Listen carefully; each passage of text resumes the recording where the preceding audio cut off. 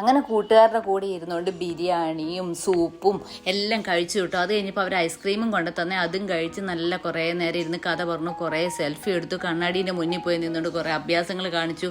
പിന്നെ ഒരു മാസത്തെ കുറേ വിശേഷങ്ങളുണ്ടായിരുന്നു കേട്ടോ ഞങ്ങൾക്ക് എല്ലാവർക്കും പറയാൻ വേണ്ടിയിട്ട്. അങ്ങനെ കുറേ നേരം ആ വിശേഷമൊക്കെ പറഞ്ഞിരുന്നിട്ട് പ്രോഗ്രാം നടക്കുന്ന ഹോളിൽ പോയിട്ടോ. അവിടെ കുറേ അടിപൊളി പാട്ടും ഗാനമേള അതും ഇതൊക്കെ ഉണ്ടായിരുന്നേ. അപ്പോൾ കുറേ സമയം ഇരിക്കാൻ പറ്റാത്തത് കൊണ്ട് ഞങ്ങൾ മെല്ലെ അവിടുന്ന് ഭയം പറഞ്ഞ് ഇറങ്ങി കേട്ടോ. അപ്പോൾ അവർ ഞങ്ങളെ കൊണ്ടുവിടാൻ വേണ്ടിയിട്ട് ഇങ്ങനെ വന്നതാണ്.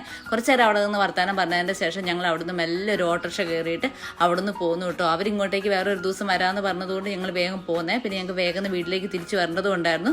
അതുകൊണ്ട് ഞങ്ങൾ അവിടെ അധികം നേരം നിന്നില്ല കേട്ടോ. ഇങ്ങനെ വരുന്ന വഴിക്ക് എന്തോ ഒരു ബ്ലോക്ക് കണ്ട് നോക്കിയപ്പോൾ എന്തോ ഒരു പ്രകടനം പോകുന്നതാണ്.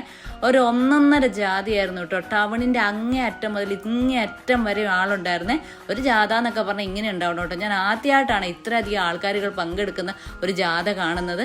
എന്തായാലും കഥയൊക്കെ പറഞ്ഞ് ഞങ്ങൾ തിരിച്ച് മാളിലേക്ക് തന്നെ വന്നു കേട്ടോ. നിങ്ങൾക്ക് ഞങ്ങൾ ഇഷ്ടമാകുകയാണെങ്കിൽ ഒന്ന് ലൈക്ക് സപ്പോർട്ട് ചെയ്യാൻ മറന്നു പോകരുത്.